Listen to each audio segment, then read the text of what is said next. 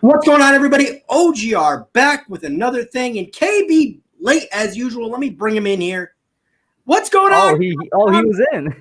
Captain, I don't know that it starts between 7:30 and 8 o'clock. Also, my man has a haircut, I'm gonna start saying 7:30 so I can go live and you'll be on time for 8 o'clock. That's what I'm gonna start saying.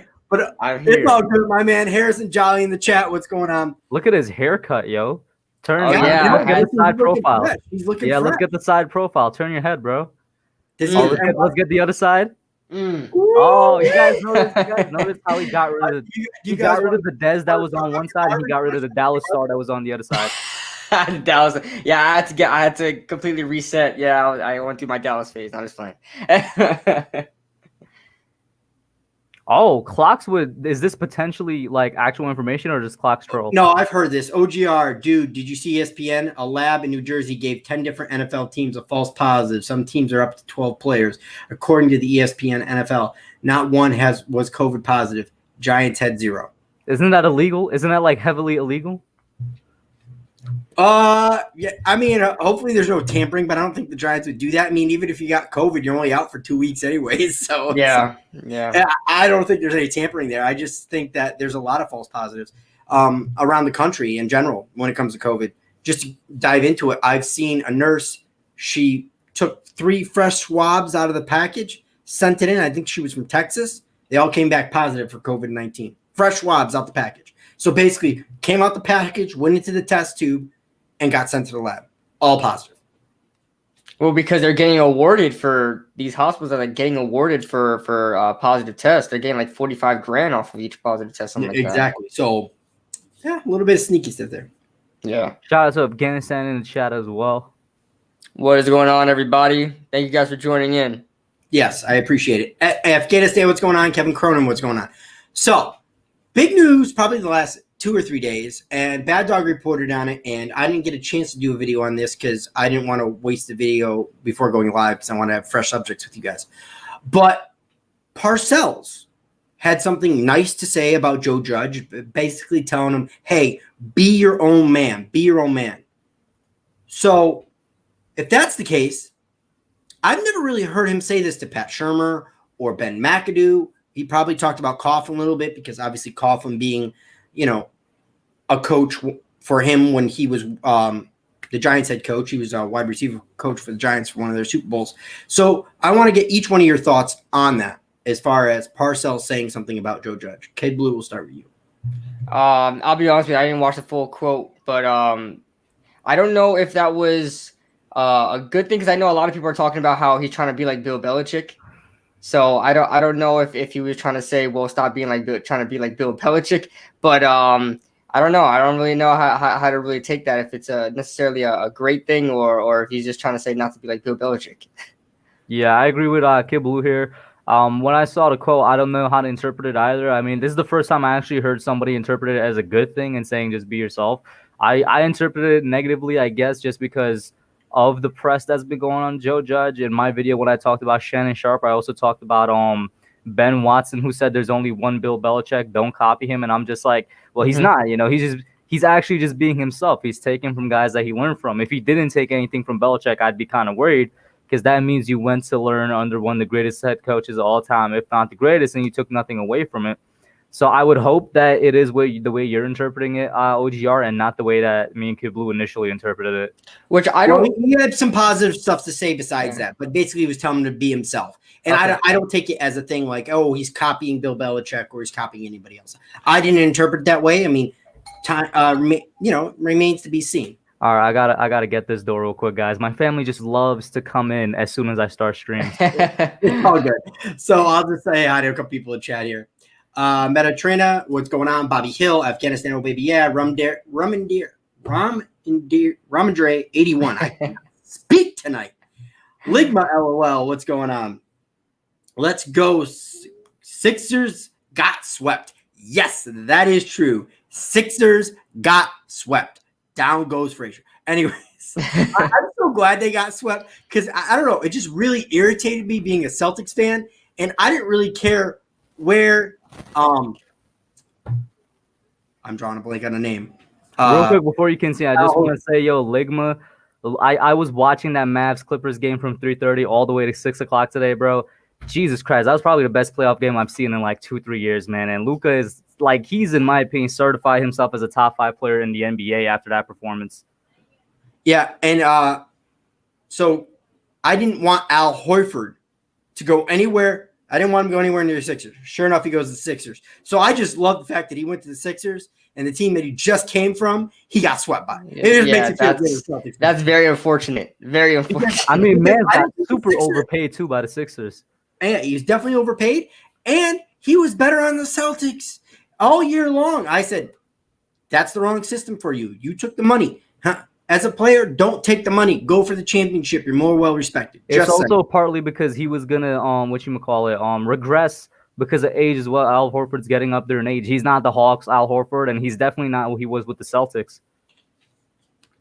I agree. He's definitely take a step back. Nerding Out Sports, what's going on? I did a video yesterday. I don't know if either one of you had a chance to watch it. I think Hub, you did, and KB, I mean, you're busy, so I don't really expect you to watch all my videos. But I did say pressure over sacks. I've seen that you made the video. I've yet to watch it though, but I've seen that you made it. Basically, in the video, the gist of it is I say 7% of all dropbacks in the NFL end up with a sack. I think pressure is more important. And Mike Nolan, the linebacker coach for the Green Bay Packers, agrees with me. And he basically says, I rather have pressure. He goes, I don't know what coach or GM or whoever came up with this, but sacks are nice, but that's not how a pass rusher should be measured. That's not a good, that's not the only metric to measure a pass rusher is sacks. Sacks are nice, but you're only going to get to the quarterback 7% of the time. And I think that statistics coming down because of these quarterbacks wanting to get rid of the ball very quickly and whatnot. So, the Hub, let's start on you on that one and your comment and thoughts on that. I don't necessarily disagree with you. I definitely think pressures are important, and it's a stat that's vastly overlooked by both people inside the NFL and regular fans like us and whatnot. It's overlooked by basically everyone. Pressures are more important than sacks, and I'll say that's the part I agree with you with. The part I don't know if we necessarily differ, but I would like to bring up is that pressures without sacks is just as bad as sacks without pressures.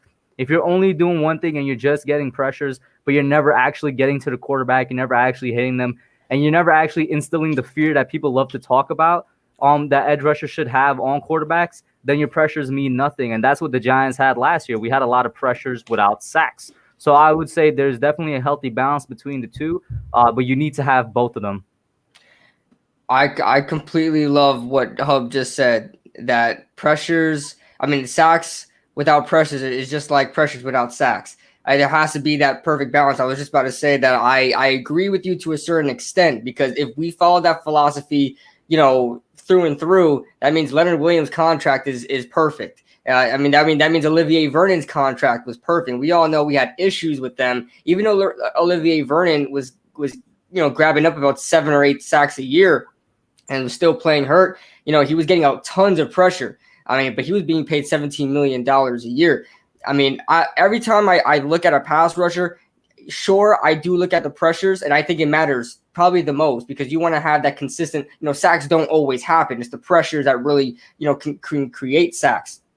But there has to be finish. You can't, it's all about how you finish. Now, you can have all the pressures in the world, but if you're Leonard Williams and you have this amount of pressures and you have a half sack to show for it, and you get a $16 million franchise tag, that's not a good thing. That's being overpaid. That's not being paid to your value. I love pressures, don't get me wrong, but you have to finish. If the NFL was designed around just pressures without sacks, then constantly you would be able to see quarterbacks rolling out in the pocket and just throwing on a third down and completing the ball, like what happened to us for years on end. We've always had these pass rushers that were able to get to the quarterback and just wasn't able to finish.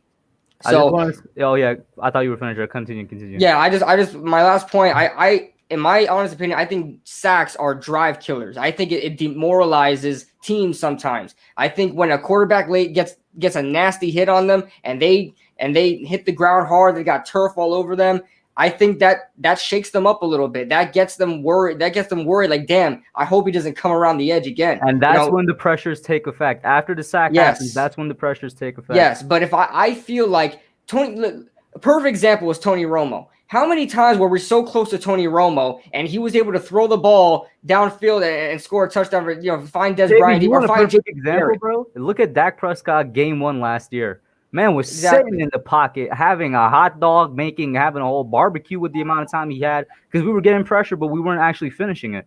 I completely agree. When a quarterback just feels pressure, yes, he might feel frightened a little bit, but he's like, well, they haven't been getting to me all game. I bet I can squeeze this ball in. I bet I can thread this needle real quick.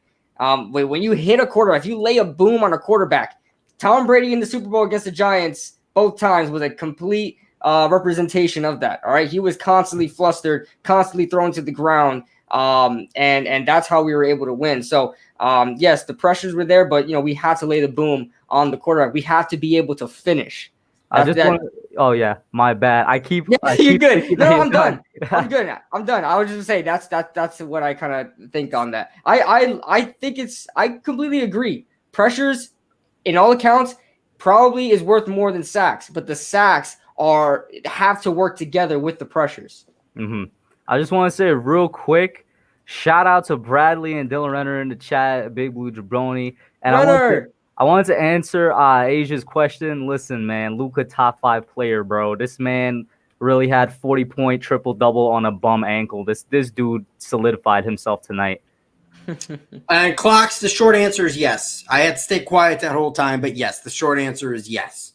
As far as what you were saying, you're right. I want to get to it, but only 7% of all dropbacks in the NFL, and that includes somebody like Von Miller, Khalil Mack, T.J. Watt, all these guys, Chandler Jones, 7%. So what I'm saying is yes, but what I'm saying is you're not always going to get there at perfect timing. Yes, I would love a sack. Sack's the most entire is thing, but you could still dirty up a quarterback. I mean, you got to time it right, but if you're getting that pressure, you're getting to the backfield, you're consistently beating your man, if you can just touch him, if you could just push him, if you could push him to the dirt right when he lets go of that ball. That's a QB. Okay, now you're getting into something different. That's a QB hit in addition to pressure. That's something different from just getting pressure. What I'm saying is you could still get him, but you're not always going to get to him is what I was basically. That's the whole point of it, is you're not just going to. And I agree with you. You're not going to get to him, but you're arguing for now QB hits is not even that. You're arguing closer for sacks than you are closer for pressures at that point. I am, but like. What do you think, KB, on that? Still different, but it's either here nor there at that juncture. Oh yeah, today is Kobe's birthday, and I think it was Seth Curry's birthday as well. They said that during the game, which was surprising. Yeah. They share a birthday. Rest in peace, Kobe. Robertson, what's going on as well? She's always saying hi to me every chance she gets. Awesome person. But anyway, I would just say that because being that pressures are going to be more represented in a game. It's going to be shown more in a game. Has a punchable face. Thanks, Mad Dog. Pressures. You're going to get more pressures in a game than sacks, and that's what you're kind of alluding to there. The 7% of dropbacks are sacks, and I would argue that's why sacks are so important, because they're so rare. You have to be able to finish. There's not always every opportunity to get a sack. If you have an opportunity to get a sack, please, you better finish. Go ahead and finish. I want to say, before I witnessed Olivia Vernon on the Giants in 2018, and before Marcus Golden and Leonard Williams in 2019, I would always 100% argue for just pressure. But after witnessing those seasons where all we got is just pressure, I'm like, you need both, man. You got to have both. Yeah, like think about it. How many times during I know every time I get a haircut, man. But every time back in the years we had Olivier Vernon. I don't know if I'm able to say this on YouTube, but he would give me freaking blue balls, man. I'm telling you right now. I would say, "Oh my god, he's gonna get him. He's gonna get him. Oh my god, he wasn't able to get him, and the quarterback threw downfield on third down for a first down. So you want to read this one aloud, Kid Blue? Let me read it. Oh god, it's from Renner. All right, let's see. He cute, Asia. He looks like one of those toxic kids on Xbox that brag about how good they are at Fortnite. You play Fortnite, Kid Blue? I haven't played Fortnite. I'll be honest. I have not played Fortnite since like the beginning of 2019. But okay, respect. I haven't played Fortnite since like 2018. So Yeah, 2018 Yeah. for me. Yeah. Yeah, I try to get. I was in that phase where I try to get back into it. I'm like, nah, this ain't for me, bro. It's just not No, for me. it's- I'm a it's- Warzone it's guy. way I'm a too good. Warzone guy now. So anyway, so we talked about pass rush and whatnot. Is there anything you guys have taken away from the scrimmages? The last Oh, well, the one thing I want to say, what I found interesting before what I took away, can you guys hear my neighbors? You know, I live in a predominantly like Latin neighborhood. They're just blasting. they got Puerto the Rican music pachata right going now. on. They Yeah, got That's the us. they do that every now and then. They're That's us. blasting it. Yeah. Anyway, I just wanted to say before I get into what the things I really took away, I found it very interesting that for the first live scrimmage, both Ryan Connolly and Xavier McKinney, Coach Judge had them sit out the game on purpose. He was like, they've been cross-training them more than anybody else. They've been working them harder more than anybody else with something very interesting. I'm wondering what kind of special things he might have had in store for them. Who And is he's that? like, I missed out the Ryan, names. Ryan Connolly and Xavier McKinney. So Judge is like, they needed the rest more than anybody else, and that's why he sat them out. So now I'm asking you guys, what could them two specifically could have possibly have done? Shout out to Nikki in the chat. Love you, Nikki. That just made them deserve that rest more than anybody else. Like for Xavier, I'm thinking, all right, he's been cross-training a lot. But what about for Ryan Connolly? Yeah, I was just about to say, I could see Xavier McKinney because I've always wondered as soon as we drafted him, what the hell are we going to use him for? Because, we have like that box safety to cover, the tight ends. So, I mean, I'm assuming that he's probably going to be playing a lot of free, going to be playing a lot of strong, going to be playing in the slot, going to be thrown everywhere around. OGR holding back. I'm telling you to say. Oh, man. But, yeah, Xavier McKinney, I could see that. But Ryan Connolly is kind of weird because I only see Ryan Connolly. Does that mean we should expect something like really good from him? Yeah, Judge gave him the rest. It means he's been doing something. Because one thing, I thought didn't you were really talking see about much. my roast. Huh? I thought you were talking about my roast. Oh, I'm done, bro. No, keep going, Kid Blue. Sorry. oh, but I didn't. As far as Ryan Connolly goes, I don't know because I only see him as an inside linebacker and maybe as a coverage guy. I think he's better in coverage than people think. I may have to do a film review on him too, just to get people believing in him a little bit. But he's a run stuffer and a little bit of a pass cover guy, but I still see him as just an inside linebacker. I don't know what else they could be cross-training him on. Cross-training that sounds like he's going to be playing other positions. He's not going to be playing edge rusher, I'll tell you that much. I mean, Ryan Connolly is no edge rusher. So cross-training, we are going to be playing a multi-front scheme, don't forget. So Right, but we might line up in a 4-3. yeah, I would think that. He's used to playing in a 3-4 scheme. He's playing that other middle linebacker role right next to Blake Martinez. So he could be cross-training at weak side linebacker. I say weak side, yeah. Yeah. Or something like that. Yo, is it out the question that Mans was just I mean, I know this is a very loose definition of cross-training. Maybe they just had Ryan Connolly playing with the first team, the second team, the third team, even the fourth team or something. Maybe he was just on the field nonstop. Possibly. Maybe. That could be it. I could see Ryan Connolly getting snaps for the first team, the second team, third team, because how many middle linebackers do they really have that can go and make those calls? Besides Mayo, Connolly, and Blake, I don't see another linebacker on the roster who could sit there and come in and make the calls that you need as a middle linebacker, get everybody in. Especially after Cam Brown, who I really thought was going to play middle linebacker because of his size and what he did at Penn State after they moved him to outside. I was like, they're doing something interesting with that middle linebacker spot for sure. Sorry, wrong one. No, put that one back, bro. I saw the content of that one. Hey, listen, Asia, listen, man. Thank you, man. Thank you. I've been working on the beard a little bit, the goatee. Thank you. All right, I'm getting a little love here. Johnny T says, did you guys hear Coach Judge today regarding what they would do if they lost a kicker or punter due to COVID a day or two before a game? I heard it. What about you guys? I did not. Please. Okay, what did he say? Please, yeah. So basically, Judge was like, you'd be surprised by the amount of guys on the team right now that have played kicker and punter in high school. So we would actually be set if any one of them were to go down. We'd be set, and we'd probably be better set than most teams in the NFL. Let me tell you. Do we have anybody that, who else is there? I don't think he probably threw out the names yet. Did he throw out the names yet? He didn't throw out the names. He was just like, you'd be surprised by the amount of guys on the team that have experience. Let me just tell you, the attention to detail that this coach has, who the hell tracks all the way back to what you played in high school and says, hey, now I want you practicing that just in facts, case. Bro, facts. Like the fact that you bring that up, because I'm like, how did he even do it? Was he just during one meeting? He's like, anybody here ever played kicker or punter before? Yo, Nick Gates, I don't know if this man could hit a 10-yard field goal, bro. Come on now. Oh, Nick Gates. Can you imagine Nick Gates You need scoring? flexibility, bro. Come on now. Yo, I would love man. it because then KB's got to bust that jersey out. It's gonna be, I don't know where I ordered it from, KB. It's gonna be there between. How do you not know where you ordered it from? Was it not? Listen, like he was just trying to order. or He just trying to order. He tried to get it to me. He didn't even care.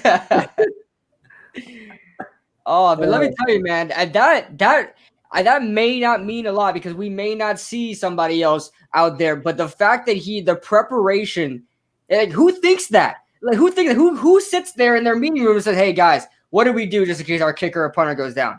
Well, who played? Like, should we sign a kicker to our practice squad? Should we, get a punter here? Should we, bring somebody in for competition? You know what? No, I want to see who played. Show me who played kicker and punter in high school, and we're gonna get them on that. That's a really good point by Johnny P. Yeah, it's smart because now they don't have to carry two kickers or punters alongside. Exactly. That's a mind-blowing idea. I can't believe no other NFL. And by the way, Nikki says that she believes he was talking about Nate Ebner, which would make sense in terms of why he wanted to bring Ebner in. Not just because he had experience with the guy. Maybe he knows, hey, man, Ebner could just be a quick backup for a couple of weeks, if anything. Right, and he's a special teams guy. That's why he was signed, special teams. Yeah, I actually got to start highlighting more of these comments in chat. I've been lacking when I've been doing it, so that's why I've been like. Yeah, I always forget too because I'm using StreamYard now. I'm still getting used to it. So like every time I read a comment, I like the comment. I just read it and I don't even put it up. And Hub's like, "Hey, you should probably highlight that." I'm like, "Oh yeah, I should." I forgot I could do that. I definitely love it. I mean, yo, listen, whenever I do use StreamYard, that's probably my favorite thing about it versus just regular Streamlab OBS. Yeah. Oh, and I don't mean to give anybody criticism, but if Big Blue Jabroni is still here, bro, when you highlight a comment, leave it up for only a couple seconds. If you want to let the person like reread their comment they wrote or whatever, highlight, take it back down. You left my comment up there for like 5 minutes today. It was just like, hey, what up, guys? That was it. I appreciate you, Big Blue Jabroni. Keep doing what you're doing. Oh my God, Asia, are you talking about the NBA draft lottery, bro? Listen, man. I was live with OGR when it happened. I was on OGR channel here Thursday night. He almost cried live. Bro, how do you expect me not? I decked out. I only have one piece of Knicks merchandise, right? It's an autographed hat by Mitchell Robinson that I got last year. I never wore it. I never wore it. I put it on that night for draft lottery. I was like, we need the good luck. I'm like, Adam Silver, this is the easiest draft lottery you could rig for the Knicks because it's virtual. You were supposed to rig it for us last year. He was supposed to rig it for us last year, but like, we got the third pick. Not even a top 5 pick, bro. We got pick 8. Let me tell you. Nobody has ever been picked good that was at pick 8. OGR actually took me up on that, and he went through former picks at 8th overall. Nobody good has ever come from 8th pick, bro. The Knicks, God really hates the Knicks, bro. I'm telling you. God really hates the Knicks. I was watching. The Celtics got the 14th pick, and I'm happy with that. So. Because you guys are always in position to win. I mean, tell me how the Warriors have one bad season. Tell me how the Warriors have one bad season. They got the 2nd overall pick, bro. You rig it for the Warriors, and who got the 1st overall? I forgot who got 1st overall. Oh, the Timberwolves, right? Timberwolves. Yeah, you rig it for those two, but not the Knicks. Like, come on, bro. Think if New York is doing good, your league is doing good, bro. Come on. I guess LaMelo is going to. You know what the funny thing is? I didn't even want LaMelo. I wanted Anthony Edwards. Honestly, Ligma, I want an actual, like, legit center. Like, I like Tights, don't get me wrong. I like Williams. These guys are developing. And Cantor's not bad as the offensive force off the bench. It gives you a second option when the second team's out there. But, man, seeing what Joel Embiid did, now I don't know. Poor Joel Embiid, by the way. He looked like he was dead by the end of the game. At center. But I need some Taco Fall in my life because I love that dude. Yeah, yo, Joel really – you watched the game today, right, OGR? He really looked like he was dead at the end of the game, man. This dude really – Dude, he's gone out in the season, but because he's so tall, these tall guys look clumsy as hell when they do shit, but he's diving all over the court. I mean, if I'm his head coach, I'm just closing my eyes because – By the way, Brett Brown should be fired. Right now. Like, Brett Brown should 100% be fired. I'd just like to say that. Oh, yeah. Dolan cursed the team by being a terrible owner. Yo, I think I that's agree. real, man. Yeah, I mean, listen, until Dolan is gone, and God knows when he's gonna be gone, nothing's good gonna happen for the Knicks, man. And let me tell you, I don't I like can Stephen give you A. advice to take out Dolan faster, but it's going to require you to go to jail. Listen. I'm sure there's other Knicks fans will be willing to be honest with you. Let me tell you, I do not like Stephen A. Smith like that, but he's a hardcore Knicks fan, and I feel his pain, man. If there's one thing and the only thing I could relate to Stephen A. with is the Knicks pain, bro. That's it. He's always like he said it when they got the 8th pick. He was like, I don't even know who the eighth best player in the freaking draft is. He doesn't know. I don't know. Who's like yo, KB. Last time we had the 8th pick, it was Frank, bro. Oh, it was Frank. Yeah, but a lot of people. Frank is. I don't care what you say. He's a bust. I know, man doesn't do anything. It's a hate-love relationship with Frank Ntilikina. I think depending on who you ask, some people love them some Ntilikina. CK2K loves him some Ntilikina. Listen, I'll tell you this. It goes on a romantic level, but I'll tell you this. But if we could package Frank and maybe DSJ and some other role players and the 8th pick to move up to get a point guard, bro. I would do that. It's going to turn that franchise around. You watch. Mark my words. I'm not ruling. Knicks are a playoff team next year. You heard it here first, and I'm not even a freaking Knicks fan. So where are you getting this? Yo, who is this guy? Who is this dude? Okay. Yo, is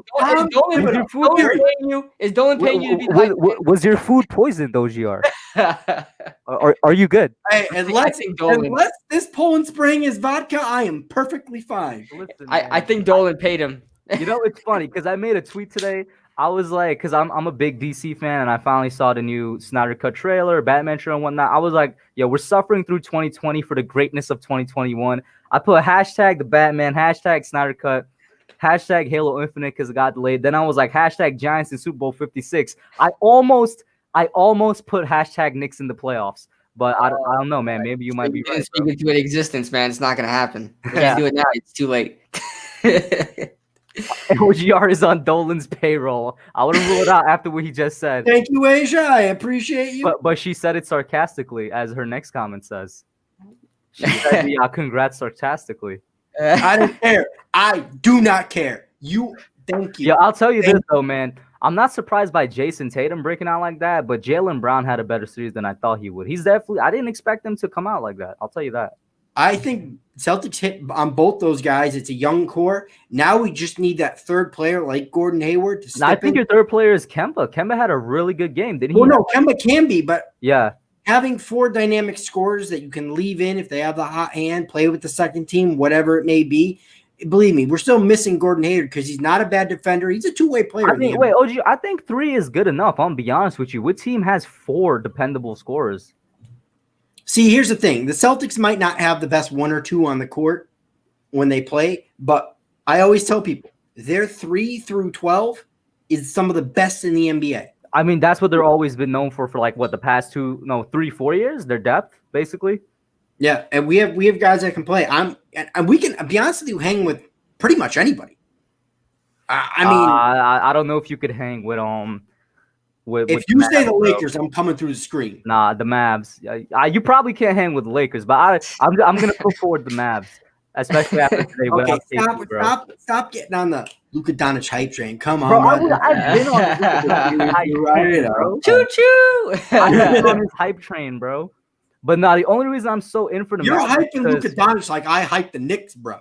I'll tell you this though. The only reason I'm so into the Mavs right now is because I just happened to catch game 1 of Mavs Clippers, and the refs, that was the most ref ball game I ever see. It's such a rig for the Clippers. I was just like, I'm all in on the Mavs for this series. I'll see how it goes after that, but I'm very happy for them. So how does that work? Because didn't the who did the Mavs play just now for when Luka Doncic hit that shot? Clippers. Oh, it was on the Clippers. Okay. Yeah. So they're 1-1 right now. Nah, they're 2-2. 2-2. Okay, yeah. I've been out of the loop, man. Mavs should be up 3-1 because game 1 they ejected Porzingis with the most fluky technical foul I ever saw. I seen that. Yeah. Until Porzingis got ejected, the Mavs were up a good amount, and then after that they kind of collapsed. So I'm like, yeah. From that point on, I was like, all right, I'm all in, man. Yeah. And Cowboys X Factor is a Mavs fan, so he's feeling it. He's feeling it. Yeah, Cowboy X Factor. Go Luka, man. All right. So, Edward Chan, I explain this all the time. So, the reason I am a Boston Celtics, Boston Red Sox, and Giants fan is growing up, those are the teams my dad rooted for because of rivalries with his brother, especially the place I come from. Connecticut is special. Right in the middle. We have no team of our own. So we have to borrow from New York and Boston. So who are you for hockey? I guarantee half the chat can't, unless they live in Connecticut, cannot give me the goddamn capital of Connecticut. OGR. Out of Connecticut. If you watch hockey, who's your hockey team? I have not. This is the one team I've stuck with my entire life. Whalers. Do you say Whalers or Oilers? Whalers. Whalers. Boston. I'm about to say Boston Whalers. Actually, good boat, by the way. Boston Whaler, great boat. But anyways, Hartford Whalers. Okay. I've never rooted for another team since. I did try to become a Detroit Red Wings fan because I really like Nicholas Lindstrom. Couldn't do it. For me with hockey, I guess you could honestly call me as the only sport I have bandwagon because I'm with the Islanders, but I don't watch hockey like that. Not the Islanders, the Rangers. Islanders came into my mind because they play not too far from me. But I'm a Rangers fan, and I only watch if they're in the playoffs. So I guess you could call me a bandwagon fan because I don't watch hockey like that. Maybe I should. Maybe I should watch it. Maybe you should. So, do you guys want to get back to the Giants? Oh yeah, for sure. Let's do it. We were talking. I mean, you have creative control of this, okay? I'm not just like this authoritarian. We talk Giants now. Like, no. I mean, you sounded like the big blue courtroom there. Be right back, guys. For sure. We were kind of on the scrimmage thing, and then I mentioned how Connolly and Xavier were out. Kid Blue got his opinion out. You didn't get your opinion out on that. I just think, again, I agree with you. I just think both guys were being cross-trained in a lot of areas, probably working with the first and second team to get reps in to make sure they get enough reps so they're being cross-trained properly. I agree with you completely. Mm-hmm. I saw a shadow. I can see you getting that crane grape, you liar. I mean, he didn't lie. He just said he'll be back in a minute. Yeah, he's getting that crane grape. He wants to get that crane grape. He better come back with crane grape. What was your biggest takeaway from the scrimmage, though? For me, it was that, damn, Darnay Holmes is really out here progressing really fast. I think he had the only interception of the scrimmage, and it was like not a leaping one, but he kind of a little bit dove for it, and it was on Golden Tate. What was your biggest takeaway? For me, it was definitely like, wow, Darnay Holmes is progressing faster than I thought he would. See, everybody keeps saying he's playing slot, but on that particular play, he was on the outside. Well, it could be that it was, it could just be the route. It could have been man and he transitioned to the outside. Or it could be the route. Like Golden Tate could have began in the slot and then, maybe my guys, I will be right back. Okay. Got some things. I got a call real quick. Oh boy, it's a lady. Okay, bro. Oh, he's got a smile on his face. Not as many guys. Okay, guys, I'll be right back. I'm gonna go backstage so it doesn't look like just a blank screen for me. Okay. All right. It's all right. All right, man. All right. So yeah, I was like, it could be coming back now. It could just be a corner route that was from the slot. It could have been a corner route from your slot, but the highlighted play, it just seems like Golden Tate's going up the sideline. I will say this: the reason I still think he's still slot is because I don't like out of Golden Tate and Shepard. Golden Tate is the one I see playing slot more than Shepard. Yeah, that is very true. You do make a good point. And then the other big play from practice was Bradbury, but he got beat off the line by Sterling, but was able to recover and knock the ball out. I love that play from Bradbury because me personally, OGR, I was getting worried. I'm like, this was our big name free agent. He was the second best cornerback on the market. I loved him because he's super underrated, but we were hearing nothing about him. And he looked kind of aloof during the highlight practices and whatnot. And I was super happy to see this because that's James Bradbury. He's not a guy known for interceptions, but the past 2 years of the league, he is second in the league for the most pass breakups in the entire NFL. That's what he does as a cornerback, and that was just James Bradbury at his finest, getting at the point of the catch and just breaking it up. The other thing is Sill's the one that, I know it's just a highlight, and they're trying to hype it up, but every reporter Bradbury on that play. Exactly, and every reporter, the one wide receiver they were talking or tweeting about, I should say, was David Sills. So, I mean, I'm excited about this team regardless. But Clocks has got a question. OGR, guys, I know we all love our Giants. Question, is there another NFL team you might go out of your way to watch this year? Not really. I mean, unless we don't make the playoffs, then I usually just choose a team to follow. There is a team I'm going to follow only because of, Asia, Darius Slayton. Not Bear Pasco. I think everybody can figure out Darius Slayton at this point. But going back to Clox's thing, I'm going to follow the Detroit Lions. I don't know if I'm going to watch them, but I'm going to follow them. I've met a lot of good Detroit Lions YouTubers on here, and I want to be able to support their content. And the only way you can support it is by educating yourself on the team. So Detroit Lions. That's a pretty good one. Yeah, but for me, Clocks, I don't really go out of my way to watch any team unless the Giants are not in the playoffs. And then, yeah, like 2017, funnily enough, I chose the Rams. I think that was the first year back in the playoffs in a while. 2018, I chose the Cowboys because I was like, oh, they could make some noise. Let me just follow this NFC East team. And 2019, it was the Titans because that magical run. But other than that, Asia said you said that too fast, LOL. Well, I mean, okay. So he spotted it immediately. That's why. All right. This is Darius Slayton. Does that help? Okay, Dr. Evil. Oh yeah, one other takeaway was that I guess we could get on that right now. Then I'll give you my other takeaway. No, I'll leave that one up. Get to your takeaway and then go in. Yeah, I was gonna say Dexter Lawrence was an absolute monster in the run game. Apparently, he snuffed out Saquon a couple of times that when he was coming straight for the run, and then he sniffed out a screen pass, got Saquon on the ground, stood above him for a couple of seconds to like establish. Yeah, Saquon wasn't too happy about that one. Yeah, I don't think anybody would be happy about that. But Dexter Lawrence was an absolute monster in the run game. But there was no pass rush to speak of, and that was a very common thing, whether it was pressures or sacks, even though it was a defensive. Like the scrimmage was very defense, like the defense ruled the scrimmage basically, right? There was no pass rush, either pressure or sack to speak of. I hope that improves as we go on. All right, your thoughts on Tay Crowder? As our coverage linebacker, I saw like a couple highlights of him. Is Tay 35 or 37? Because Tay is 35, and I think the last pick, I'm forgetting his name. Or is Tay Crowder the last pick? Tay Crowder is the last pick. Yeah, he's like 37, right? I only saw one highlight of him. It was in the Giants video on YouTube where he just immediately collapsed on whoever was coming out the backfield. I can't remember if it was Saquon or somebody else. I mean, I hope he improves. He's still a 7th round pick at the end of the day, and it was just one highlight, keyword being highlight. I hope he improves, and maybe he could be a good backup for us going into this year. Dylan Rever has a very odd question. It says, could a 7th round pick be a bust?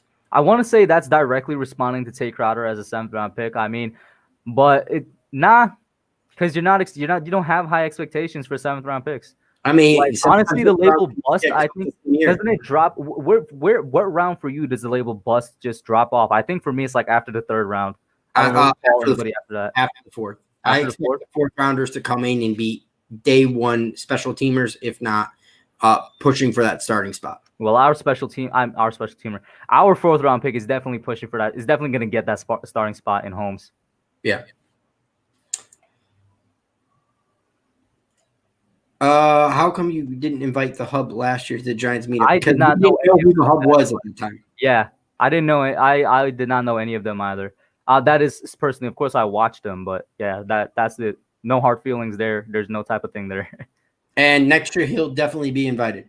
So Nikki says, "Do you think Zeitler will stay with the Giants long term?" Listen, I wish Zeitler. No, I think he's gone after next year. I agree with you. I think he's gone, but I wish he does stay because he's our best offensive lineman, super underrated. Lawrence did to him today. That was dirty.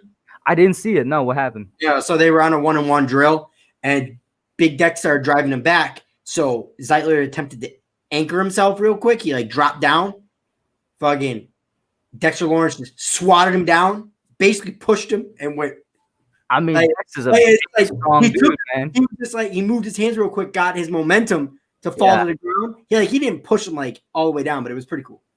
I listen. I know that Mark Colombo definitely got into Zeitler for that. That's definitely on Zeitler. Maybe lack of balance a little bit plays into that. But getting back to the question, he needs to stay with us long term, man. He's a top 10 player at his position. Arguably top 5, and he's definitely our best. I don't know what that means. Honestly, I'll tell you guys something right now. Out of everybody I talk to, the 2 people I talk to the most off of YouTube is the Hub and TSR. So the Hub is a very good friend, and we've had some very good conversations. So that is one guy I did not wink for. So Could a 6th or 7th rounder be a special teams demon? Of course. I mean, yeah, 100%. I think that's what most and 6th and 7th round picks end up being. Well, not most, but a good amount of them end up being just great special teams players. And everybody keeps saying about was it the kid from Maryland, Javon Leake? Javon Leake, yeah. He's undrafted dude, yeah. Everybody wants him in the return game.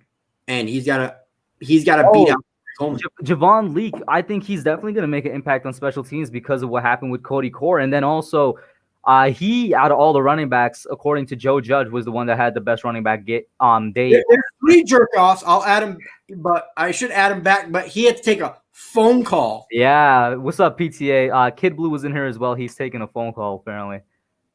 But, yeah, PTA, good dude. Oh, PTA, you coming on the Big Blue courtroom next week? I need that answer right now, or give me a lap. Give me a lap. Facts, bro. Yeah, I love that whole conversation we had the whole week. Yo, coach, I can't. I tore my Achilles. I need to be iced and elevated. Rub some dirt on it, bro. Doctor's orders, sorry. But yeah, what do you think about that? Javon Leake apparently had the best running back day out of all the running backs during that live scrimmage. Hey, I'm really not surprised. 7-yard carry at Maryland and very, very explosive. The one thing I'm wondering is what team did he play with? You know, was he playing with the first team or second team? And in fact, during the scrimmage, was the scrimmage just first teams and then they did a couple sub-ins, sub-outs? Like, how I want to know how that's the scrimmage worked. Learning Out says, speaking of one-on-one drills, did I see Leonard Williams versus Andrew Thomas? I didn't. Did you see that? Yes, you did. And Leonard Williams just pushed him back. Yeah. But I don't know if that was the one that people were talking about earlier in the week where he was just getting abused all day by everybody. Yeah. Which is expected. I mean, he's going to have his up and down. Yeah, and guys, it's 14 padded practices. If you don't believe me, just ask PTA in the comment section how much you can really install in 14 padded practices. I'm telling you right now, I expect Andrew Thomas early in the season to struggle until he really gets. I fully expect him to have a 2018 solar type season where he struggles early and then just improves a lot towards the end. Yeah. Is PTA ready for some Giants football? Come on, Asia. Of course he is. He says super ready. Guys, get your questions poured in here. I know we got a good amount of people in here. Get your questions poured in. Yes. Get your questions poured in. It does help out. Well, and also bang that like button. I don't even know how many likes we're up to, but it's probably not good enough. Let me go check. I'm going to check right now. I'm going to check as well. Yes. We have 17, now 18.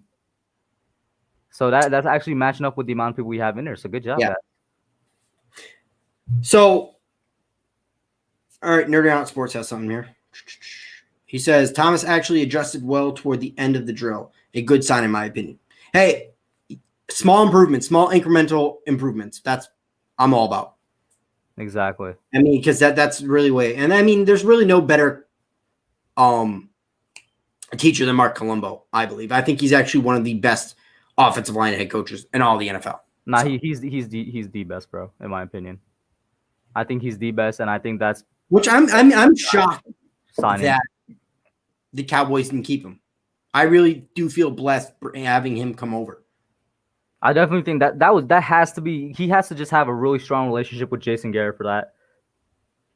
Yeah, absolutely. And actually, what are your thoughts on Jason Garrett so far? I mean, I feel like I don't have enough to even make a proper thought on him, to make a proper opinion on him. I mean, we've only really gotten the press conference from him. In terms of both offense and defense, for that matter, we don't even know that much information. I mean, I'm still very much indifferent about him, but have high expectations. I think I used to. I don't know if I do anymore. I used to. I have a couple blue ones. I think I have a burgundy one. I don't have. I definitely have a black suit. I'm like all over the place right now. So OGR does not have 1K. Travesty. Yes. Nah, I would say blasphemy. Blasphemy. You're go with the Stephen A. Smith. I like that. Oh, here's an interesting one. So this is interesting. General NFL use. Yeah. Do you know more about that? Because for me, I saw it. I woke up and I saw it later on in the day. I was like, I didn't even know they had problems. Because he basically got in a fight on the team and they cut him right away for what is it? Come on, something. I can't think of the word right now, but conduct. Destructive to the team, essentially. They cut him. So here's the thing, right? He's still a star player even at his age. What I'm thinking is when I saw that, I was like, all right, there was definitely something going on behind the scenes because you don't cut a player after they just get in a fight, a scuffle. There's something else way bigger going on behind the scenes for them to cut Earl Thomas. That's what I was thinking. I don't know what it is. And apparently Ravens fans knew of something that was going on. I still don't have really that much of a clue. But see, here's the thing. Like, do the Cowboys want to really bring that into the locker room? Because you got to ask yourself. This is the Cowboys. If the Ravens criminals before, bro. I know that. But if the Ravens are cutting him, the Ravens are a better team right now than the Cowboys, in my personal opinion. And they're cutting him. You have to say to yourself, what's wrong right now, Earl? What's wrong? I still think the Cowboys are going to bring him in just because. If you were to sign with the Giants for a league minimum, I wouldn't want him on this team. Listen, I think I don't know. Maybe I have too little faith in the Cowboys, or maybe it's the opposite. But I still think that they would definitely try and get him on. PTA says there's about to be a funeral. Oh, nice. Listen, PTA, you got to invite me to that funeral because apparently you can't like other people's tweets. So. Oh yeah. Open Mind says, hey, Hub, did the Giants drop that undrafted linebacker we interviewed a couple months ago? Yeah, they did. It was sad. Olawale Batiku, I was definitely a little bit disappointed in that. They did drop him. Hopefully he can make it on with another team. NYG31, what's going on? PT says, I'm not watching anything right now. I'm in a lake cabin in North Carolina until tomorrow. Needed a vacation. A lake cabin? That sounds nice, man. It does sound nice, but that means he was sending those tweets from a lake cabin. So it can't be, he's not like out in the wilderness. Yeah. There's a freaking cell tower right there. PTA is a liar. No, I'm joking. Let me just put this hat on real quick. Oh, look at that. Now you're finally representing the Giants the way you should. I mean, listen, man, we all can't have jerseys like that. I got my Shockey one still hung up back there. My Eli one definitely needs to get a cleaning before I wear it again. Dallas restructured their left tackle's contract, a possible sign they might be interested. That's interesting. I mean, I know they probably also did it because maybe they want to give a little bit more money to Everson Griffin, who they picked up as well. Maybe that could be it, but that's interesting to note. Dallas definitely signing a good amount of last-minute free agents here if they do pick up Earl Thomas. Asia, no, I didn't skip your comment. It's just, understand this. When you write it on YouTube, there's even another delay before I see it. So I know there's probably even 10 comments before I got to yours. But no, I'm not going to try and skip your comment at all. What do you think about the Giants are going to do with Baker? They're going to cut him when they get. I don't know why they haven't cut him yet, but yeah, he's going to be cut. Ligma thinks that that's going to be close to it. I do not off the Raptors. Raptors are they're gold. Is that chocolate? Because if you're trying to say they beat, there's an emoji for that. Those are 2 bricks, dude. Look at that. 2 bricks. Oh no, I thought he was talking about the poop emoji and stuff. The poop emoji. You always want the poop emoji. What are you talking about, man? Listen, Coach Hub can be Coach Hub when Coach Hub needs to be Coach Hub, man. I'll let you know that. You do look like a coach right now. It looks like you could coach the offensive line. Listen, man, I might coach. Low key, I would be down in the future to coach like a high school football team or something. I've got a cell signal and Wi-Fi, but no TV out here. Hell, this right here, this can be doubled as a TV.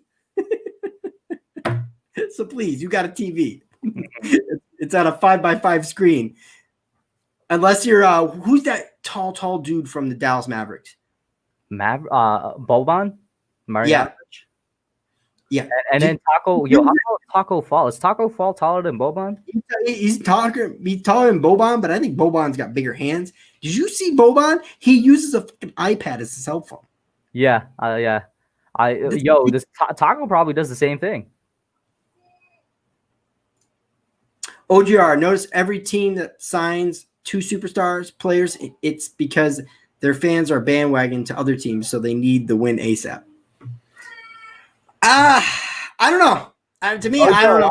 I just want to say real quick, playoff P/pandemic P is probably the worst playoff version of a player I've ever seen. This man is 9.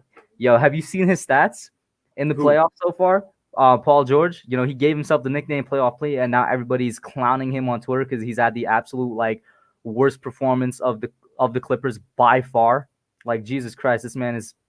He's like, what is it? I haven't even been something following that Maverick series. What is the score in that Maverick series?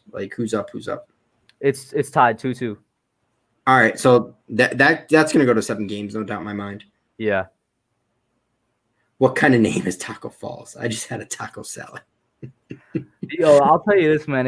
If Paul George is actually playing as he should, that game wouldn't even been close because Kristaps was out and it was just Luka. Yeah.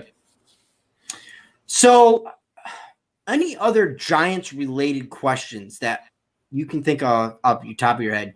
Because I know we've talked about a lot of different people in camps. I mean, there hasn't really been much info the past 3 days or so, to be honest with you. Now, did you want to touch on the Joe Judge thing earlier in the week at all? What happened with Joe Judge earlier in the week? The whole him making guys run laps and Shannon Sharp speaking on it and whatnot. I know you clown Shannon Sharp, but other people like Ocho, whatever his friggin' name is, also kind of said a similar thing. I mean, like you said, I already spoke on it. I have no problem with it. I mean, the only thing I really want to know is the parameters behind it, because they're definitely not running laps for every single mistake that they make. Otherwise, they'd be stuck all day running laps. So I'm wondering what kind of mistakes are they actually, being punished for, so to speak. Is it big mistakes? Is it mistakes with fundamentals, like stuff that players should have down by now? Is it sometimes when the players just don't listen to what the coach is saying? What are the parameters? Because with the players, there's not that many laps that have been run. Now this has been a couple days ago, but on Friday I saw a tweet out by one of the beat reporters that said the total lap count so far was 5 laps. So I'm like, that's not that much. So the players are either really disciplined or they're not running it on small mistakes. And then even for the coaches, I think maybe one coach has ran laps so far. So I'm completely fine with it. I never had a problem with it. Actually, which coach ended up running a lap? I don't know, but I think it was one of them. Because one time I said 0 coaches ran, and then this was during a live stream, and somebody during the live said, nah, 1 coach ran. I wonder if it was Coach Chaos. I love me some Coach Chaos, man. Speaking of which, this man, I saw a clip of him coaching the defensive line. Jesus Christ, I love that dude, man.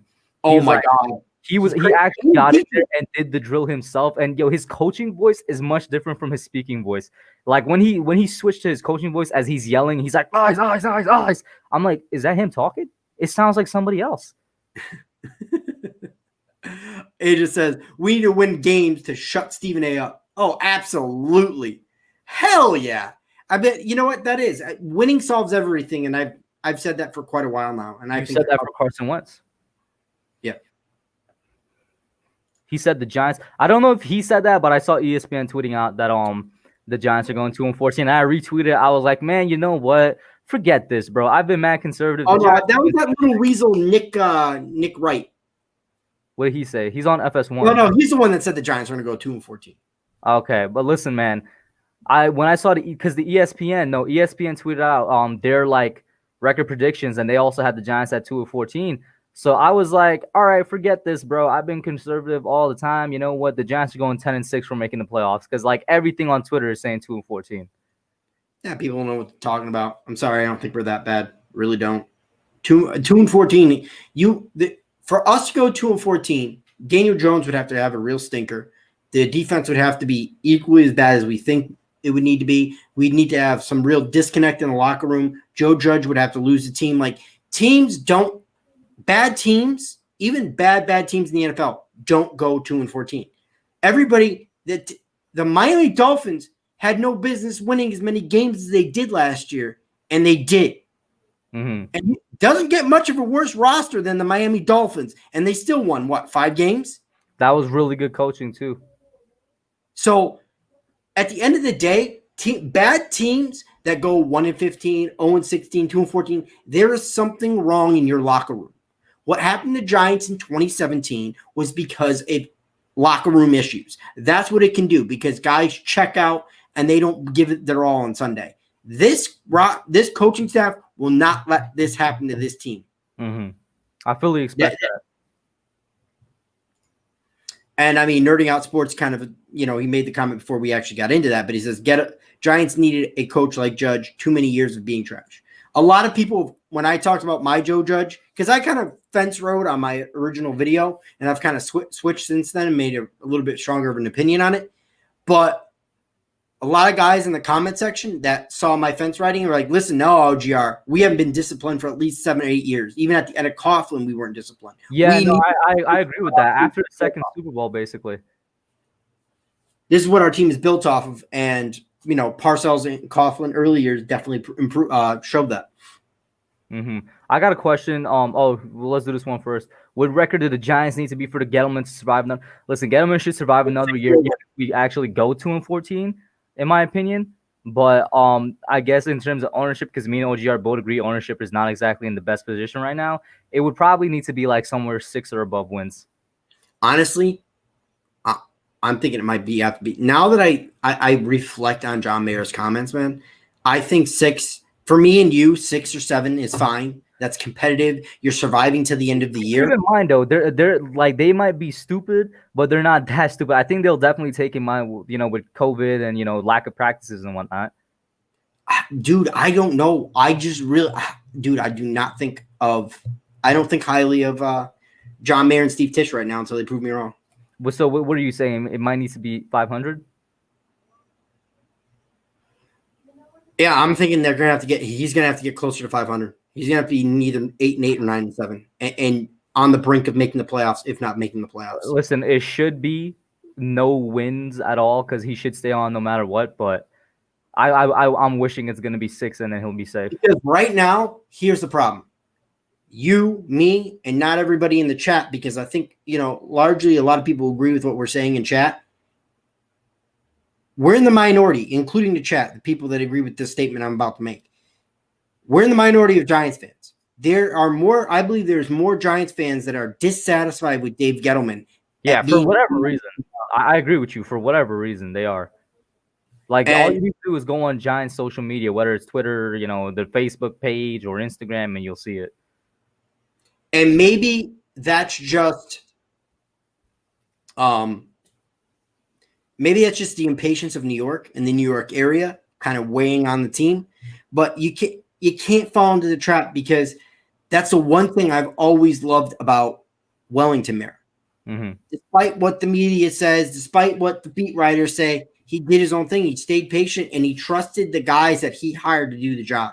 And that's what John Mayer needs to do. He's got to give Dave Gettleman more years here. I know that's not what a lot of people want to hear, but at the end of the day, you have to. I don't think you have a choice in the matter, because I keep asking people that say, oh, F Dave Gettleman, or you see that one fan in the stands, you always see the meme, we've got culture, after getting blown out.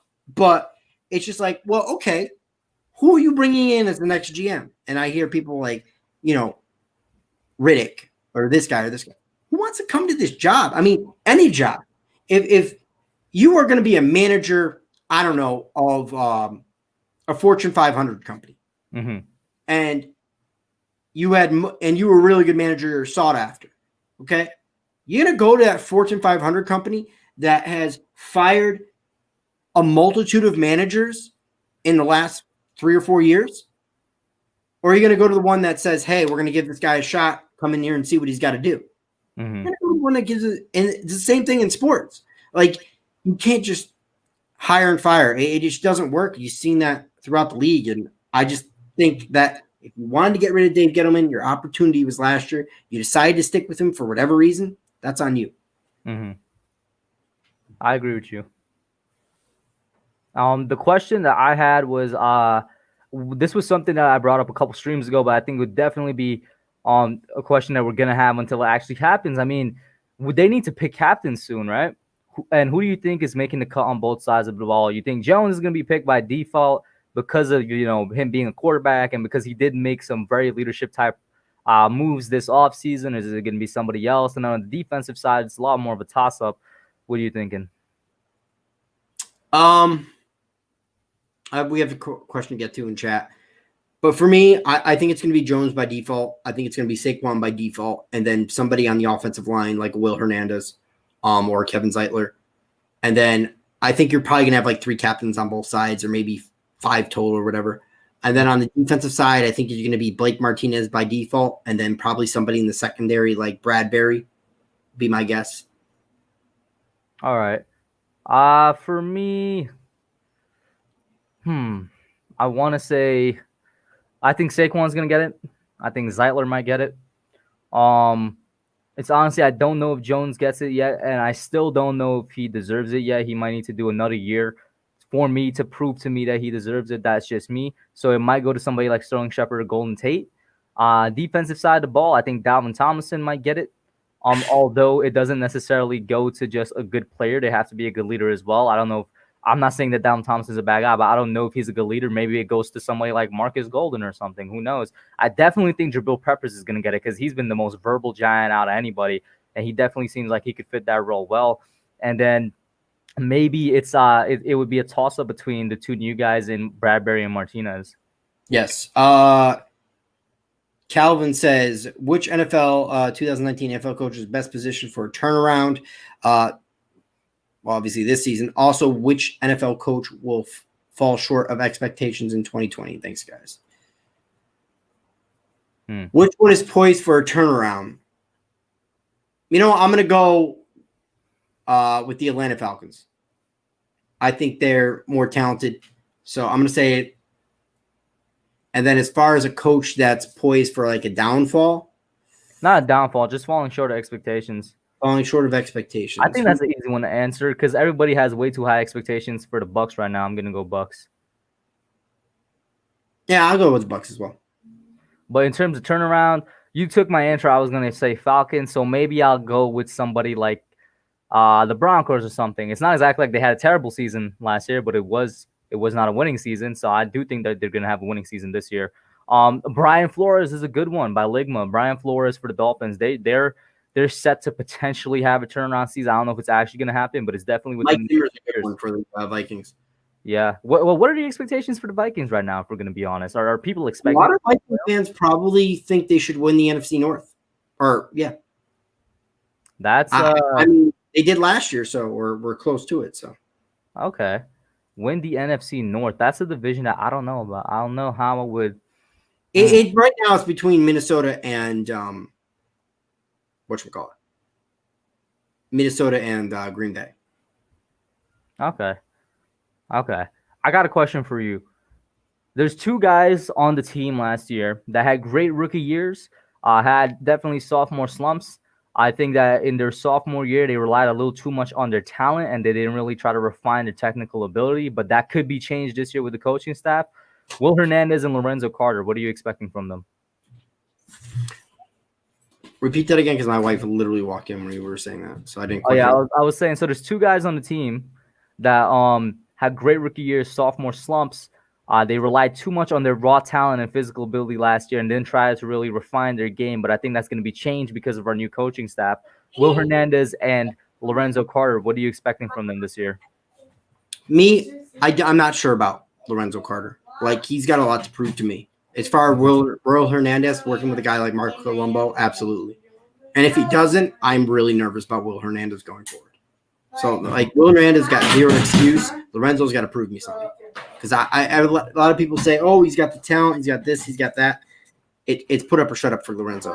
Because if not, he's gonna be replaced very soon here in this year's draft.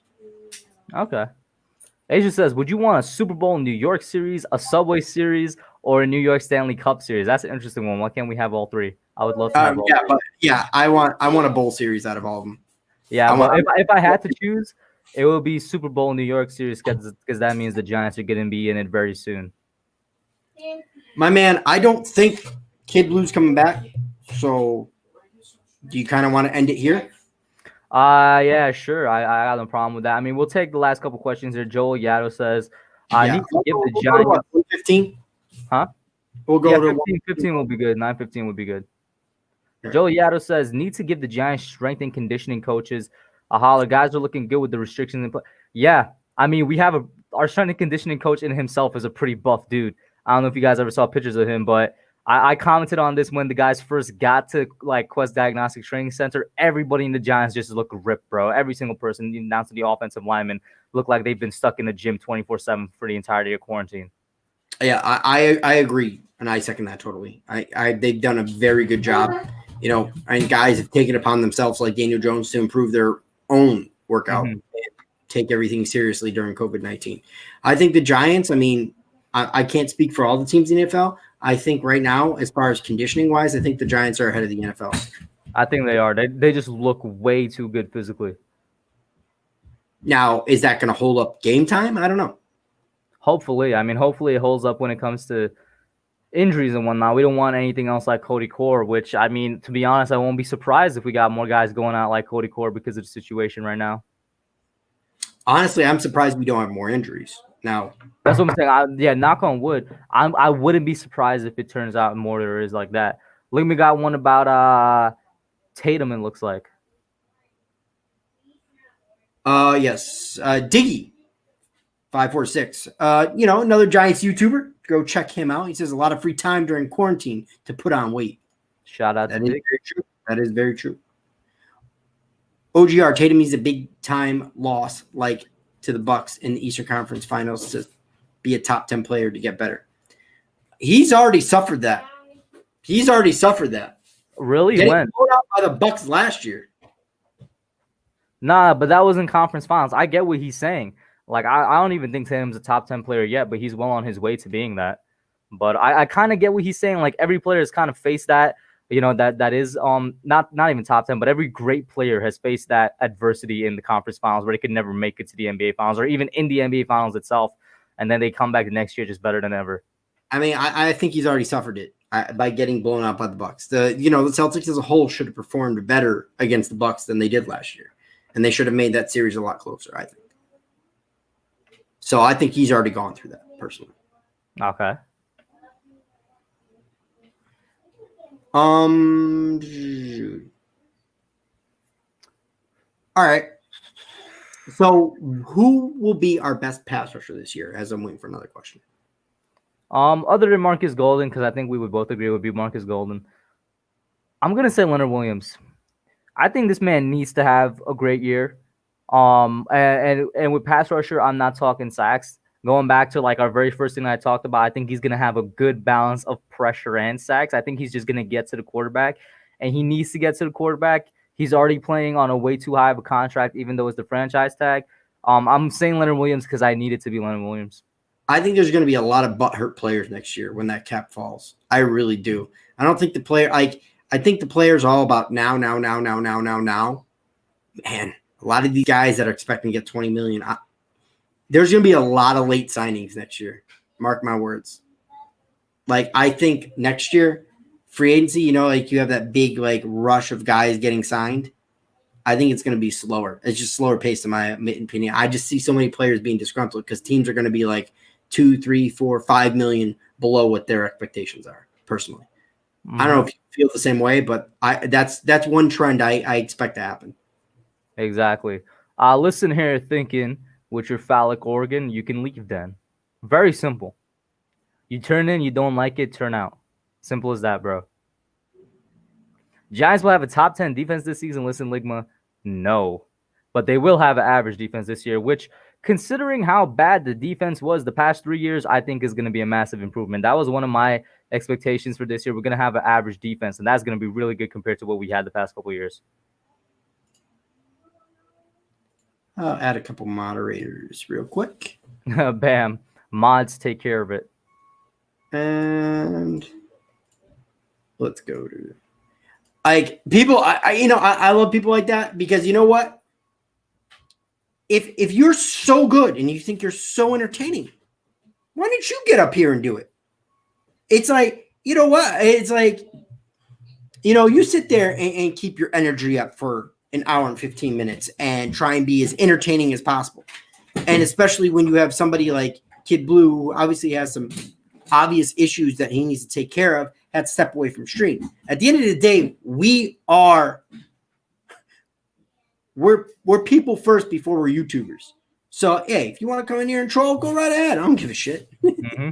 And Shout out to Calvin in the chat. He's a newcomer in the Giants YouTube community. Shout out to him. He discovered me around last week.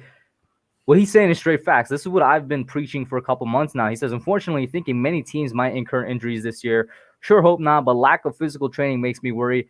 I said the same thing back before training camp began. This was like around July, mid-July. I was like, yo, these guys are not in a regular offseason where it takes months usually for their bodies to get acclimated back to an NFL season.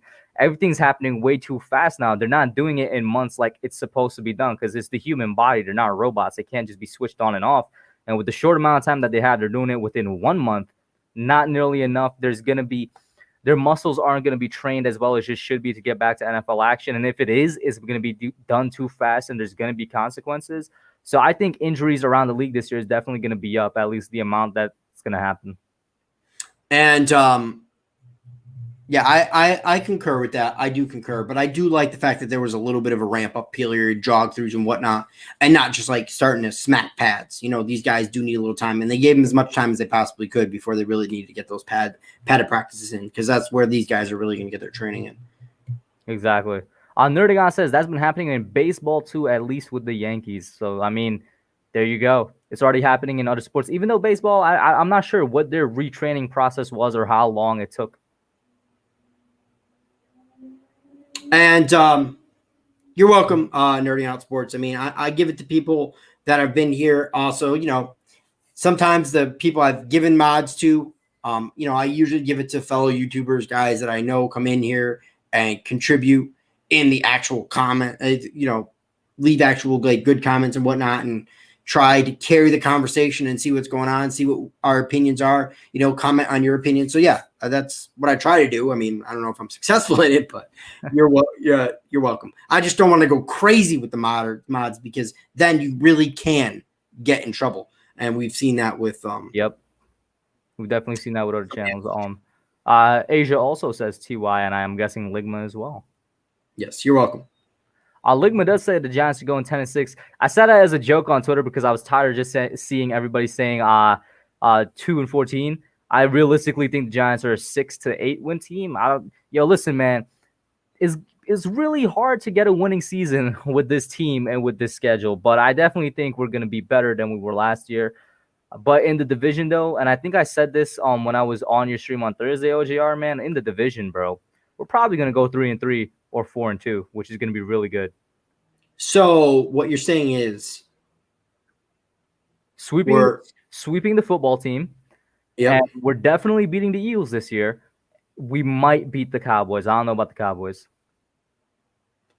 Diggy, I've also had them. I had them at 7 wins. So that was where I was.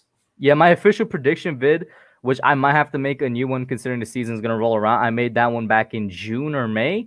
I had them at 7-9. So yeah. All right, my man. I think I'm going to call it. For sure, man. Again, guys, thank you for Kid Blue to coming on. Thank you for the Hub to coming on, and thank you for you guys being in the chat, contributing to the actual show. You know, we do appreciate it. We'd love to get your guys' comments as usual. And Hub, close us out, my man. For sure, man. Thank you guys for tuning in, man. You guys were great. You kept the questions coming in. Shout out to everybody in the chat, whether it's Asia, Nikki, Ligma, diehard Giants fan, everybody in here, everybody that I couldn't name. Thank you guys for tuning out. Unfortunately, Kid Blue had to leave like around halfway through. It is what it is. I'm sure that he has his own thing going on, and we'll see you guys next week, guys. And it's been OGR. I'll catch you on the next vid. Peace.